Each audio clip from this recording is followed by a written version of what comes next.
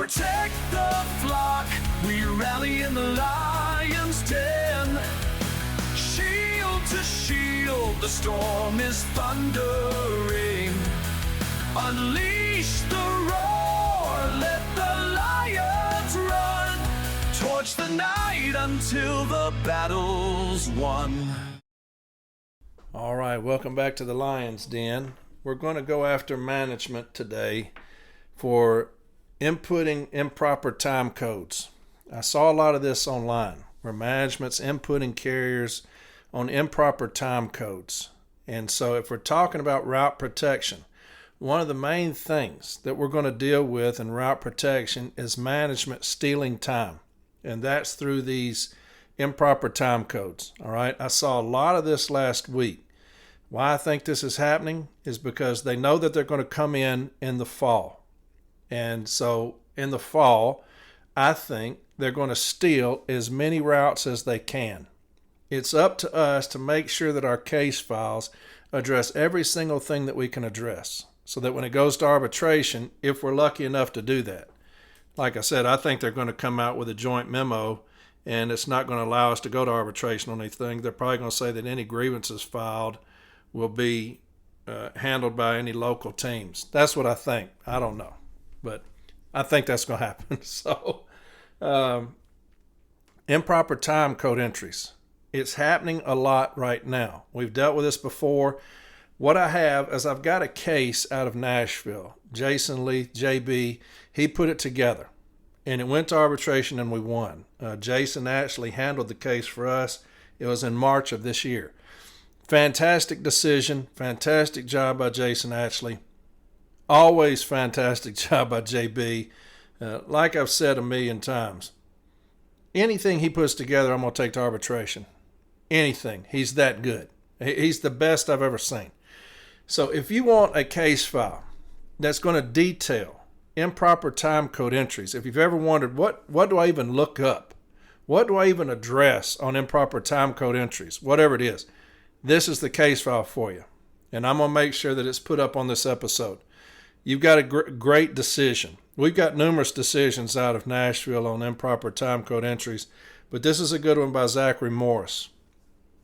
And so we're going to go over that today because they're stealing time. They do nothing but steal. That's all management is good for, is stealing from us. And so editing clock rings is one of the best ways for them to do that.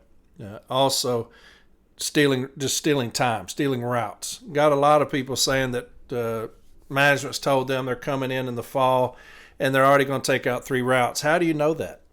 How do you know that you're going to take out 3 routes? How do you know you're going to take out any routes? You've not even done the 6-day count. So to tell me that you already know what you're going to take out, you're looking at DSR data is what I'm going to say. Headquarters is looking at DSR data, telling them how much they're going to take out, and they're going to take that out, whether that's due or not. I think that's what's going to happen. And so you don't even have the 7 weeks analysis. You don't even know it's 7 weeks to look at. But you're already telling me that you're going to take out 3 routes. Why do the 6-day count? It's just a formality, is the 6-day count. Just like when we had the case here out of Woodbine all those years ago. The data showed 3 routes. The postmaster said we're taking out 6. 6-day counts to management's a formality. They're going to take out routes. And so we're going to have to be ready to defend it. Okay, and we're going to put the best case available forward. So when it goes to arbitration, hopefully it will, an arbitrator will see through what management's doing. One of the biggest things we can do is protect our routes through management falsely editing clock rings. Okay, like I said, several screenshots of people saying that management is putting them on these different clock rings when they're doing different things. So they're going to try to hide time from us by falsely editing clock rings. So I'm going to read JB's contentions, a lot of it. They're fantastic contentions for 2 things. If you have them falsely editing clock rings, it's fantastic contentions for that. If you want a cease and desist, talking about non-compliance, it's fantastic for that. If you're a new steward, I would pull this up. It shows you how JB does his contentions. They're very advanced. How he puts together his issue, his contention, how he inserts his contractual language, an arbitrator's decision if it's coming out of this installation. And so they're top notch. I love going to hearing with JB's contentions. They speak for themselves. I just have to go in there, open a page, and tell JB to go at it. He's the best I've ever seen. So anyway, I'm going to read some of these on the false editing of clock rings, the language that you're going to need, because a lot of people have no idea what the language is, where you even go to talk about falsely editing clock rings. What do I even go to? So I'm going to help you out today. We're going to deal with this today, all right? So union contentions, you're going to see how he does that perfect for arbitration, because when I set this in front of an arbitrator, I don't want the arbitrator to have to do any work at all. I don't want them to leave my contention saying, what are we dealing with? What are you talking about? And that happens. We've been in arbitration before where you're trying to fix some muddled up stuff. Trust me. And so, did management in the national installation at the East Station violate Article 5, Section 665 of the Employee Labor Relations Manual, ELM, and F21 Handbook via Article 19 of the National Agreement by falsely editing letter carrier time clock rings? If so, what should the remedy be? Second issue, did management in the national installation violate Article 15, Section 3A, 41, and Postal Policy Letter M1517 via Article 19 of the National Agreement by failing to comply with arbitration awards? Now, Postal Policy Letter M1517, it's a hot topic even amongst the union. Some union people say you can't cite that in an issue because it's an internal memo. I do not agree with that at all. We have a plethora of arbitrators' decisions where they include 1517. They state that management did violate 1517. So I'm putting it in every issue statement when we're talking about noncompliance. Every single one I'm putting it in there. Here's the contentions. Now I'm going to read just probably half of them, okay? Because a lot of it is noncompliance, so I'm not going to read all that. But just the part on the falsely editing clock rings, because this is where you're going to go. The grievance case file includes the tax employee listing report, which evidences EAS employees' EIN is, and it has 2 EIN numbers. Both of them are management. The union contends these EAS employees intentionally manipulated and disallowed creditable working paid time for East Station letter carriers on several different dates. The union contends East Station management arbitrarily and unannounced to East Station letter carriers manually moved employees to Operational Code 354, standby time, when letter carriers were in the performance of their AM office duties. The union contends this arbitrary entry disallows creditable working time for each letter carrier assignment. And so if you're a new steward, even if you're a tenured steward, very good contentions here for you. Things to look up. The tax employee listing report. So if you're new, get this template. Get this template. It's first class. Page 5.1 of the Joint Contract Administration Manual, or JCAM, which reads in relevant part as follows. Article 5, Prohibition of Unilateral Action. The employer will not take any actions affecting wages, hours, and other terms and conditions of employment. And that's the perfect contention. You want to know where to go? That's where you go. They're affecting our wages. They're affecting our hours. Well, Article 5, Prohibition of Unilateral Action. The employer will not take any actions affecting wages, hours, and other terms and conditions of employment, as defined in Section 8D of the National Labor Relations Act, which violate the terms of this agreement or are otherwise inconsistent with its obligation under law. Prohibition on unilateral changes. Article 5 prohibits management taking any unilateral action inconsistent with the terms of the existing agreement, and he's got the rest of the Article 5 language there. Page 19.1 of the NELC USPS Joint Contract Administration Manual reads in relevant part as follows. Handbooks and manuals. Article 19 provides that those postal handbook and manual provisions directly relating to wages, hours, or working conditions are enforceable as though they were part of the national agreement. Now, you're going to have to incorporate Article 19 into your issue statement if you're wanting to incorporate those handbooks and manuals that are not in the JCAM. That brings all of them step 4s, M documents. 19 brings all of those things in there. All right. So we're bringing in F21, the F21 handbook. So we must incorporate Article 19 into our issue statement. Why? Because Article 19 allows you to incorporate the F21 handbook into your issue. Okay. F21 time and attendance handbook reads in relevant part as follows. Also, M39 handbook, N41 handbook, EL handbooks, all of those things are incorporated into your contention, into the case file through Article 19. All right. F21 handbook, time and attendance, section 110 states the following. 111.2, instructions. These instructions establish official time and attendance procedures for all postal installations, including headquarters and headquarters-related units that use manual timekeeping procedures. The procedures related to the use of electronic time clock ETC system are provided by the help of screens available within the system and the user's guide. It is not the intention of these instructions to amend or conflict with the provisions of the collective bargaining agreements negotiated between the Postal Service and officially recognized employee organizations, or with policies contained in the Employee and Labor Relations Manual, ELM, or other manuals.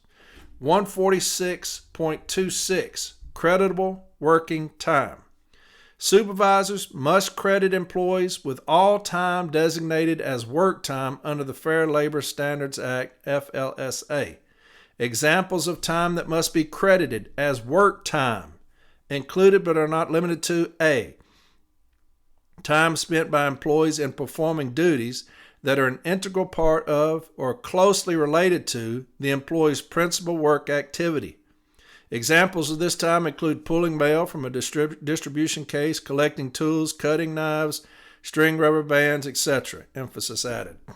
The grievance case file contains tax EER for East Station letter carriers who, unannounced to them, are having their working hours manipulated and falsified, which resulted in an inaccurate reflection for their bid assignment. Now, when you're dealing with 6-day counts, that's a perfect contention, especially if management says, hey, we're taking out 3 routes, you haven't even done anything yet. You're looking at data that's falsified. It's inaccurate. And so that's the reason we want these grievances filed. The data that you're going by is inaccurate. We're missing time. We're losing time. They're stealing time. So if you're coming in saying, hey, we've been looking at your data, we're going to take out 3 routes, what you're looking at is management falsifying our tax ER clock rings. And that's the reason these grievances are so important. The union contends Article 5 of the National Agreement specifically prohibits management from taking actions contradicting their obligations under the law. In this instance, the Fair Labor Standards Act, which requires them by law to credit all employees for work time performing duties that are an integral part of their principal work activity. Management violated the National Agreement and well as the NLRA via the FLSA when they falsified documents, resulting in the loss of applicable time utilized to determine the work standards of individual work assignments. The clock rings included easily indicate manual entries by management placing East Station carriers into function 354 standby time that deleted valuable office AM time for an employee bid assignment. Now, I guarantee you a lot of y'all, this is going on, you have no idea, especially those that are pushing for some kind of AM office or PM office time. An hour office time, I guarantee you that they're stealing time from y'all. Now, we had one down in New Orleans. Unfortunately, it was pre-arbed out of the business agent's office without even a cease and desist. They were falsifying an entire station to show they're out of the office in an hour.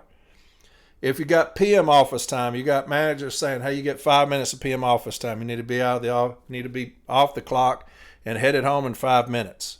I guarantee if you look at your clock rings, they're editing those because they're pushing that, okay? Employee Labor Relations Manual, Section 661 states the following. 661.2, Application to Postal Employees.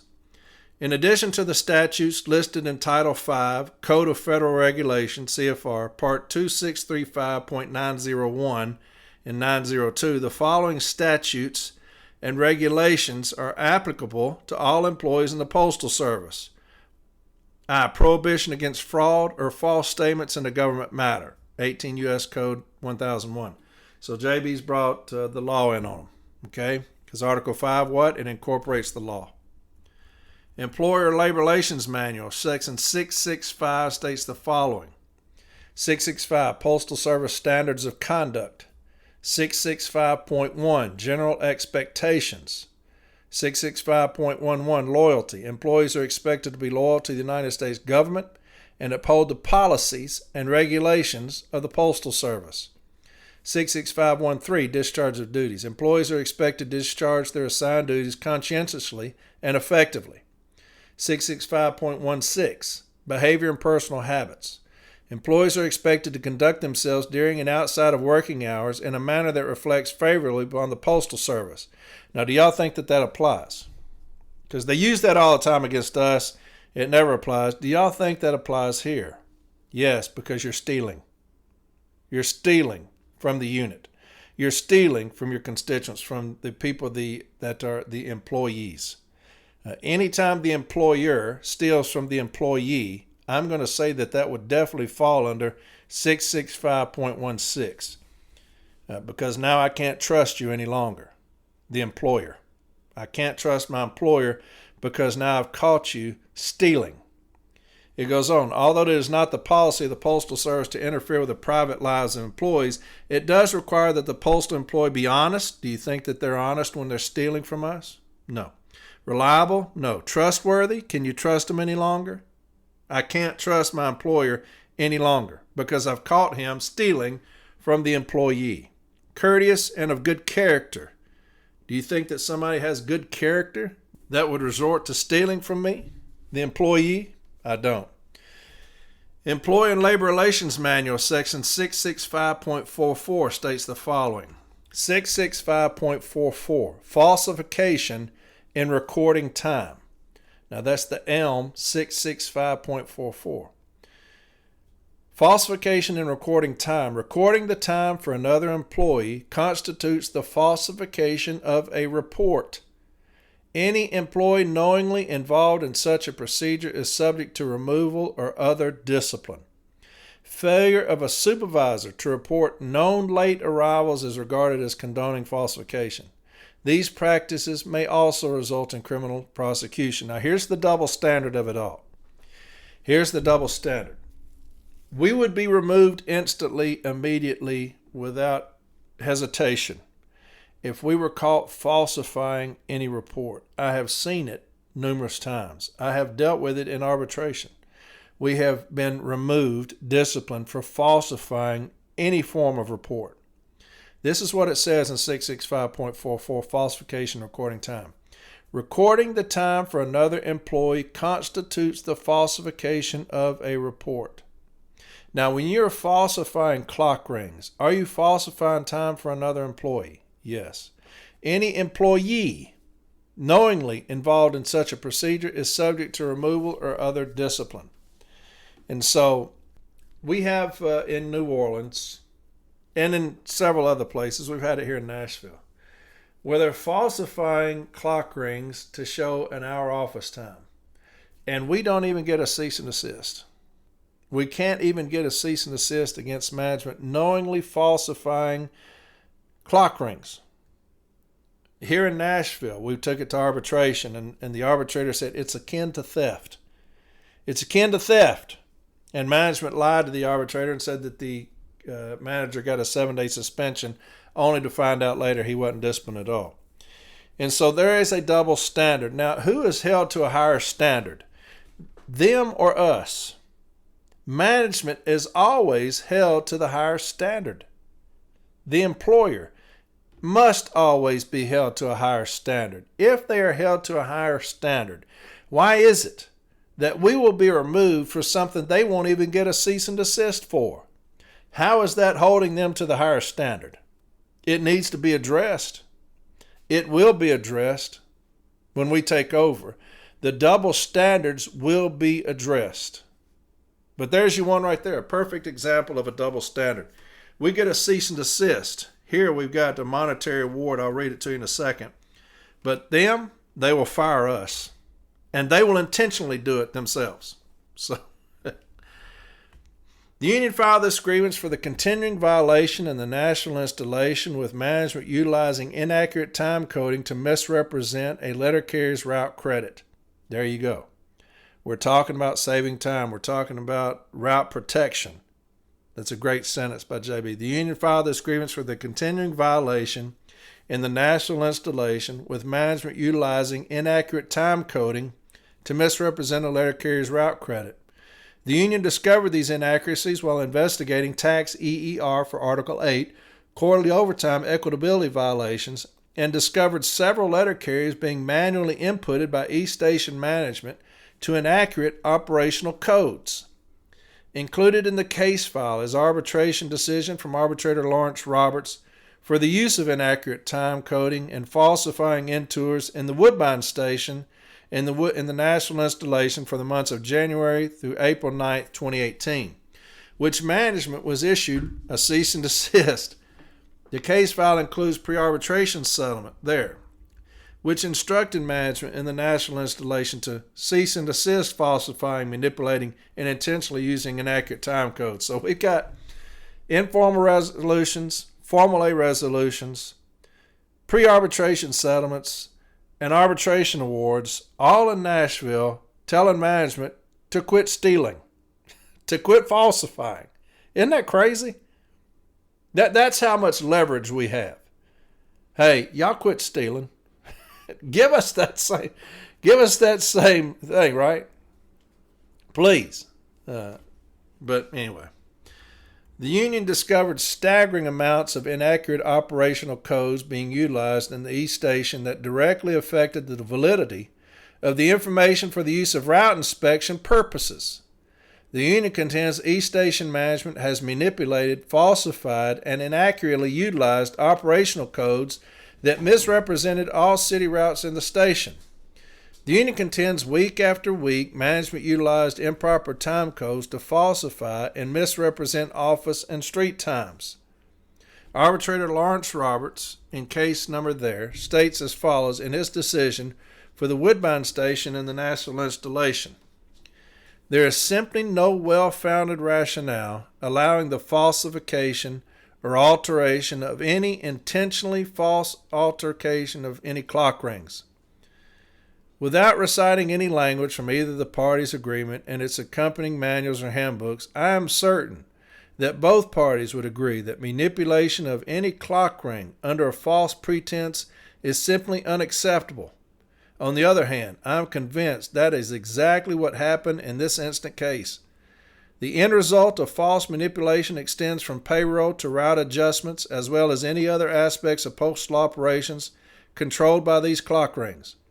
This certainly happened, and regardless of any theory, argument, defense, or phraseology, such a manipulation of times is certainly unacceptable and cannot be tolerated. To fraudulently alter any time rings is disingenuous. It's an act, in my view, on the same level as theft. But paramount is the fact the impact of such action can be extensive and the effects negatively impact the very integrity of all postal operations. And that's Arbitrator Roberts. M39 Handbook, Management of Delivery Services, Section 126.42 reads as follows. 126.42, in offices using the PSDS system, managers must review the daily carrier report printout and note those carriers who left late. Circle the BS or beginning street and note the reason for late leaving in the right margin. Do the same for RS or return street. The reasons for late leaving and or late returning are to be determined by the unit manager and used as judgment factors when preparing an analysis of late leaving and or late returning on Form 1627. See Exhibit 126.42.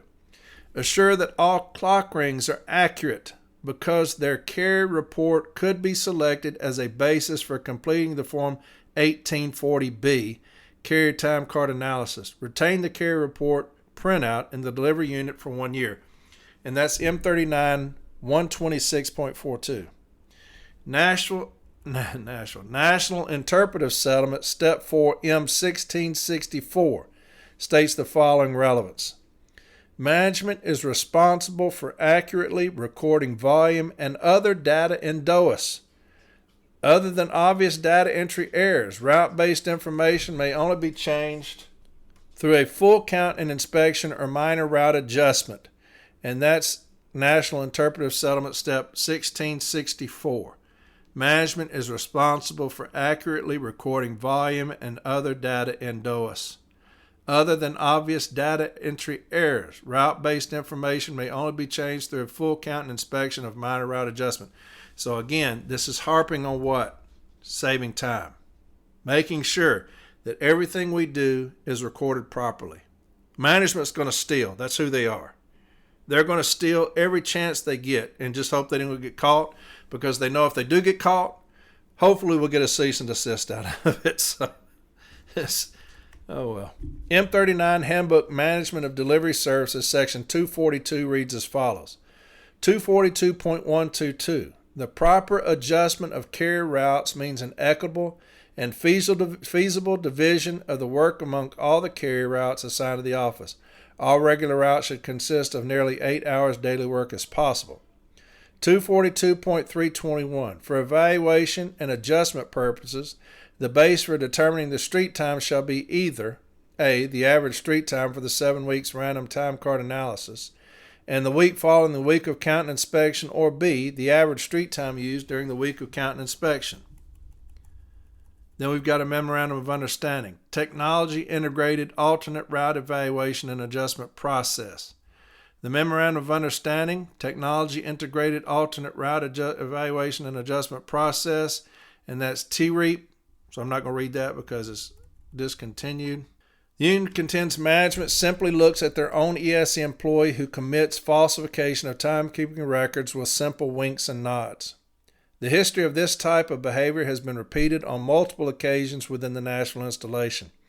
The case file is devoid of any supporting documentation for management actions to disallow time a letter carrier was on the clock and performing AM office duties that could be utilized in the evaluation of their assignment. This negatively affects a letter carrier's assignment with an inaccurate reflection of their route assignment for adjustment processes. This pattern of abuse by National Installation Management has not ceased, but rather continues after multiple cease and desist orders and monetary awards in hopes of ensuring compliance. The union contends what symbolic recognition does a craft employee has the Postal Service who is covertly stealing from them. And then he's got past settlements in there, and that's where he gets into the non-compliance. He gets into the time codes. M39 Handbook Management of Delivery Services, Section 1 states the following, and this goes on to his the past settlements. 354, Standby Delivery Service. A carrier should only be on this operation code when he or she has absolutely no office or street work to perform. An example of misuse of this code would be if a carrier had finished casing all available mail and management instructed the carrier to swipe to 354 and process change of address orders. 354 Standby Delivery Services, LDC 1220, work hours of customer service employees who are kept on the clock but are idle as a result of 1. Storms, power failures, lack of workload, lack of containers, or equipment for the processing or transportation of mail. 2. This does not apply to temporary equipment breakdowns of 10 minutes or less. And so there you have his contentions. They're fantastic. It's all you're going to need. It's all you're going to need if you're looking to file agreements on management and accurately putting in time codes or falsifying clock rings. Okay, it's all the language you're going to need. Then he has some great stuff on non-compliance, cease and desist, some fantastic things, how to build that position. All right, now here's the decision. Here's the decision we got based off of this grievance that I just read to you. And it's Zachary Morris, arbitrator Zachary Morris, and Jason Ashley came up and did it. And this was in March of this year. The grievance is found to be arbitrable and is sustained on the merits, and appropriate remedy is provided below. Procedural background. This grievance was initiated on May 2nd, 2024, alleging management at East Station improperly edited carrier clock rings in violation of the national agreement, prior settlements, and arbitration awards. The grievance was denied at the lower levels of the grievance arbitration procedure. The parties declared an impasse at Step B, and it is now before the arbitrator for a full and binding decision. A hearing was held in Nashville, Tennessee on the morning of January 30th, 2025. At the hearing, the service carried forward their previous argument that the grievance was untimely filed at informal Step A. The hearing was bifurcated, and the matter of arbitrability will be addressed prior to taking up the merits. Testifying on behalf of the union was informal A Representative Hughes McGlone. Testifying on behalf of the service was East Station Manager of Customer Service Judy Raton. Additionally, both the union and the service called the union's formal A representative, Jason Leith. At the conclusion of testimony, the advocates presented closing statements and the record was closed. Issue: was the grievance timely filed? 2. Did management of the East Station of the National Installation violate Articles 5, Elm Section 665, and Handbook F21 via Article 19 of the National Agreement? And then the second one is obviously the noncompliance. Statement of the case. On March 21, 2024, Union Steward Hughes McGlone received clock rings for pay period 7/1 of 2024. While investigating a potential Article 8 grievance on April 25, 2024, he requested additional clock rings from 1/2/24 to present. While investigating a separate grievance regarding management changing carrier start times. On May 2nd, he was given union time, and while poring over the clock rings, noticed roughly 35 instances wherein Manager Raton or Supervisor Rice made manual edits to carrier clock rings. While no paid time was taken away from the carriers, their operation was moved to Operation 354, standby time. As testified to by Manager Judy Raton, she did this when she noticed carriers standing around waiting on their mail to be brought to them. As evidence to show that carriers were waiting around, she provided distribution uptime (DUT) reports, which showed late DUTs 77% of the time between March 16th and April 25th, 2024. Additionally, she provided several PS Form 3996s. These forms showed that carriers were requesting auxiliary assistance or overtime, and many of them made remarks such as late DUT or mail up late.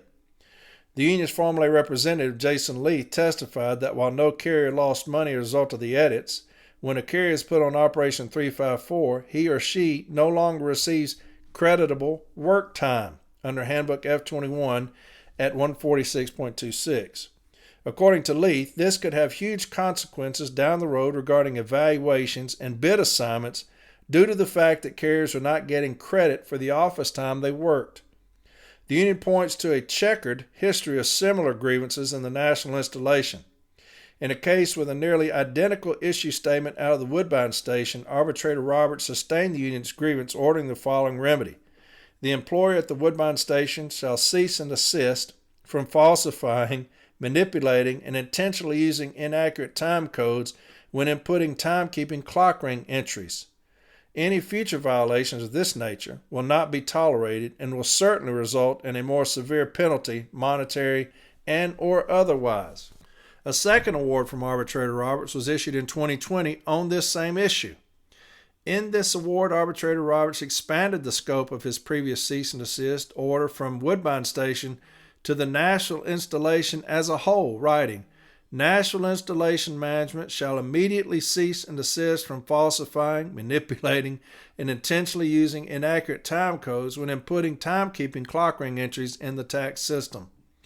Arbitrator Lawrence Roberts at 22. Arbitrator Roberts went on to order management to conduct time and attendance policies in accordance with applicable handbooks to compensate branch for a total of $500, to compensate each affected carrier a payment of $100, and made clear that all data collected and or maintained related to any letter carrier's clock rings during the period cited in this grievance shall be null and void for data record keeping and shall not be relied upon in any future evaluations. The union also provided a plethora of settlements made at informal A, formal A, and pre-arbitration that generally mirrored the remedies previously provided by Arbitrator Roberts. Additionally, the union included a host of settlements regarding various instances of non-compliance with arbitration awards and grievance settlements within the national installation. Relevant contract provisions. Article 15.2. Article 5, Prohibition of Unilateral Action. Article 15.3a, Handbook F21 at 144.4, adjusting for incorrect entries. Handbook F21 146.26, credible work time. Position of the service. The service has taken the position that the grievance was untimely filed at informal step A. While the union maintains the burden of showing a violation on the merits, it is management's burden to prove the grievance is not arbitrable. As such, their position will be taken up first. Regarding arbitrability, the service notes that Manager Raton raised the issue of timeliness at formal step A and carried forth that argument to arbitration.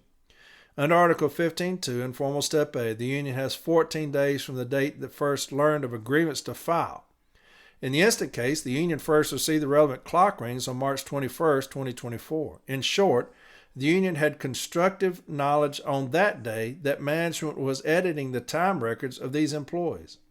If they wanted to file a grievance, they had until April 4th to do so. However, this grievance cites an incident date of May 2nd and an informal step A filing date of May 7th. Because this clearly exceeds the 14 days allotted in Article 15, the service requests that the grievance be deemed not arbitrable. Regarding the merits, the service reminds the arbitrator that it is the union's burden to prove a violation. They cannot merely make a claim and leave it at that. In attempting to prove their case, they have done nothing more than point to clock rings where management went in and made changes to the employees' operation codes. However, Handbook F21 explicitly gives supervisors the authority to make such changes when necessary. The union's proof of a violation is, in other words, a document showing management was doing what management has the right to do. To be sure, falsifying clock rings would indeed be a violation of the national agreement, but the union has to prove they are falsified. There are no employee statements in the file, indicating that these employees were performing office duties while they were coded as being in standby time. In short, while the union supplied evidence that management changed carrier operation codes, they failed to prove that management falsified time and attendance records or intentionally input inaccurate times. On the other hand, Manager Raton gave credible testimony that she only put carriers in for Operation 354 when she noticed them standing around waiting on their mail. She also provided a formal Step A DUT report showing that mail was routinely arriving late, and PS Form 3996s which showed that carriers were requesting auxiliary assistance and or overtime due to late DUT and waiting around on mail. Because the union failed to carry its burden of proof, management asked the arbitrator to deny the grievance in its entirety. Position of the union. As to the service's timeliness argument, the union acknowledged that it received clock rings for pay period 7-1 on March 21st. However, this was in relation to an Article 8 grievance. Clock rings are very dense reports with a lot of numbers, and if you're looking for the number of hours spent in overtime, you're not likely to pay attention to whether or not there were manual edits. Furthermore, the union is arguing a period of time that far exceeds pay period 7-1. On April 25th, the union received all clock rings it relies on in this instant grievance. But again, this was for a totally unrelated grievance pertaining to management changing carrier start times. Steward McGlone testified that he received union time on May 2nd. His clock rings confirmed this testimony. It was only then that he began to notice a large number of manual entries where Manager Raton and Supervisor Rice would change carriers to Operation 354, seemingly without those carriers' knowledge. That is when he learned of the violation, and that is why the PS Form 8190 cites an incident date of May 2nd, 2024.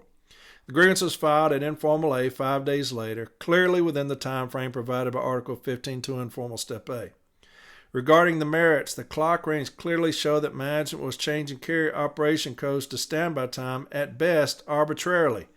These changes were being made hours after the alleged standby time, and there is nothing to support a finding that these carriers are on standby time. Even if they are waiting around, there is no evidence justifying the changes that were made.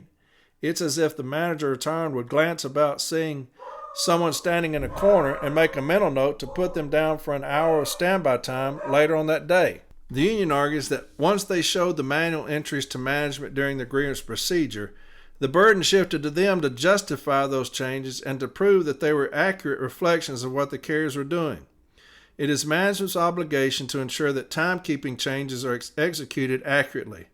They cannot simply cite late DUT and then arbitrarily pick an amount of time they assume the carrier might have been in standby time. If they want to make changes to other employees' clock rings, they must be prepared to justify those changes. The union believes it has met its burden of proof, and considering the long history of similar violations in national installation, asked the arbitrator to sustain the grievance and grant the remedy requested at formal step A. Here's the arbitrator's opinion. Article 15.2, informal step A, states that a grievance must be filed within 14 days of the date on which the employee or the union first learned or may reasonably have been expected to have learned of its cause. While receipt of a loan document may indeed be sufficient to inform the union that a grievance may need to be filed, in some cases, a disciplinary letter would be an obvious example, I believe it to be a bit of a stretch to say the union may reasonably have been expected to have learned of the fact that management was manually entering 354 time for carriers when they received clock rings for pay period 7-1 on March 21st. Clock rings provide a lot of information and are often requested in RFIs for any number of reasons. In my experience, combing through grievance files, they are perhaps the most commonly requested document. I have seen in Article 5 grievances, Article 8 grievances, Article 12, 15, 16, 19, 25, 32, 37, 38, 39, 41. The notion that receiving clock rings for the purpose of investigating an Article 8 grievance should put the union on notice that management may have been violating any number of other provisions during that time frame is a reach. A steward should not be forced to process and analyze every iota of information that is conveyed in an employee everything report every time they look at one for the fear that some future grievance on a totally unrelated subject would be found untimely. Hughes McGlone, the steward who filed this grievance, credibly testified that he was reviewing a series of clock rings while investigating a start time change grievance on May 2, 2024. It was only then that he realized the scale of the manual entries being performed at each station and realized there was a potential grievance here. He filed the grievance at informal step A 5 days later.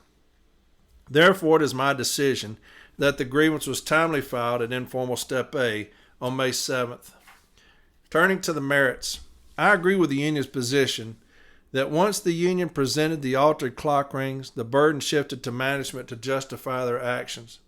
Handbook F21 does indeed grant supervisors the right to adjust incorrect entries in tax, but there is an expectation that such changes will be accurate and supported by documentation. I do not infer any ill intent on the part of management in changing the carrier's operation codes. That is to say, I do not believe Ms. Raton was knowingly putting in false information to some nefarious end. At the same time, however, there is no documentation to support why she put in the times that she did. On March 13th, Carrier Nickel was put in for .35 hours of standby time. That same day, Carrier Loy was put in for .44 hours of standby time. Carrier Southern was put in for .49 hours. Why the difference? I have no way of knowing. At the hearing, Ms. Raton was asked how she knew that the carriers should have moved over to Operation 354, and she responded that she saw them waiting. While I do not doubt this statement, I find it hard to believe that she saw Carrier Nickel standing by for .35 hours and Carrier Loy standing by for .44 hours and that Carrier Sutherland standing by for nearly half an hour. This is especially true when you consider the fact that these manual entries were made hours after Mr. Ton's observation. Taking Carrier Nickel as an example, he or she was put on Operation 354 between 8:42 and 8:77, but yet the manual entry is not input until 13:87, roughly 5.5 hours after the fact. Without any documentation to support how long the carriers were on standby time, it is difficult to believe that these manual entries were accurate reflections of what each carrier was doing. If management finds that carriers are failing to clock over to Operation 354 when waiting on their mail, they have the right to make manual edits based off of documented observation of how long carriers are actually standing by. If the problem persists, they also have the option to utilize the disciplinary process to ensure carriers meet their obligation to accurately record their time. Now that's what I'm talking about. This right here chaps my butt. When you talk about double standard. When he says, however, management does have the right to alter someone's clock rings, similar arbitrator, hang on. If the problem persists, they also have the option to utilize the disciplinary process. If the problem persists, They also have the option to utilize disciplinary process to ensure carriers meet their obligation to accurately record their time. The arbitrator is saying, hey, if the carrier continues to do it, discipline them. Yet here we have an inordinate amount of false editing of clock rings in this installation in Nashville. An overwhelming amount of falsely editing clock rings in the national installation. The same managers over and over again, thousands of hours falsified. Thousands falsified. A history of it, which is unlike anything you've ever seen. A history of it. We're praying to get a cease and desist. What does the arbitrator say here? If the problem persists, they also have the option to utilize the disciplinary process. That's the double standard. An arbitrator is saying, hey, if they're doing it, discipline them. If y'all are doing it, well, I'm going to give you a cease and desist. I just can't accept that.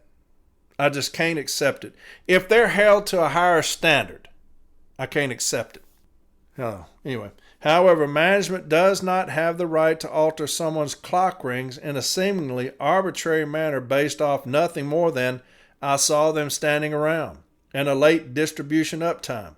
If management is going to change an employee's time records because they believe them to be inaccurate, they must provide some sort of documentation to assure that what they're changing them to isn't just as inaccurate. Such documentation is lacking in this case. National management has been put on notice numerous times to cease and desist inputting inaccurate time codes. It is my opinion that the union has carried its burden of showing that they have done so once again. As such, the grievance will be sustained. The grievance is found to be arbitrable and is sustained on the merits. The following remedy, which has been modified from the union's requested remedy, is provided. Management at the East Station shall cease and desist the practice of falsely editing carrier clock rings and utilizing inaccurate time entries. Any future violations of this nature may result in escalated remedies, monetary and or otherwise. Each letter carrier at East Station whose time was altered during the relevant time period shall receive a one-time lump sum payment of $250.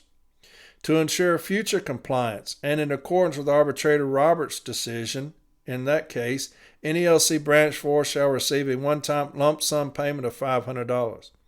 All data collected and or maintained related to the affected carrier's clock rings during the period cited in this grievance shall be null and void for data record keeping and shall not be relied upon in any future evaluations. And it talks about all payments will be sent to Jason Leith, or proof of the payment. So there you have it. That's something that we're going to have to look into. Best time to do it is when you're pulling up your clock rings for a quarterly overtime grievance. That's the best time to do it. You're going to get all those clock rings. Take your time, scour over those things, and see if we can find management falsely editing clock rings. Okay? That's the best time to do it, just like here. The best time to catch them stealing is every quarter. All right? And so there you have it. Went a little long, but generally I like 30 minutes. But I wanted to get that one done because I've seen a lot on social media for some reason. Carriers asking what should they do when their managers are putting them on different times. Well, there you have it. You got a fantastic grievance. Fantastic grievance and a great decision. So great job, Jason Ashley and Jason J.B. Leith on that. And so there you have it. Another episode of the Lion's Den, protecting our routes. There's nothing more important than protecting routes than making sure that data entries are correct, that management is not falsifying our clock rings. Because that's things that when they go back and look, they pull up this data for 7 weeks analysis, and they're pulling up data. If it's incorrect, we're the ones going to pay for it, not the stealers, not the thieves. Okay? So great episode there on the falsification of clock rings. A very good case file for you to look at if you're wondering, how do I even approach it? How do I even address it? What's the contractual provisions? There you have it. If you're looking for non-compliance, fantastic decision for non-compliance, how to build that case file to support that. And then you got a good decision, all right? So y'all have a fantastic rest of the week. I'll talk to y'all, not Sunday. I'll be in Texas, going to Weatherford, Texas, and then to Dallas. And I'll be back Tuesday, probably if I don't get back too late Tuesday. But I'm going to try to do one Tuesday if I'm not back too late. But then I'll be back on the Lions Den Wednesday, okay? So I have a fantastic rest of the week. I'll talk to y'all later. I love you, Light Blue, very much. Love you with all my heart. Y'all take care of yourselves, and I'll talk to you later. Bye.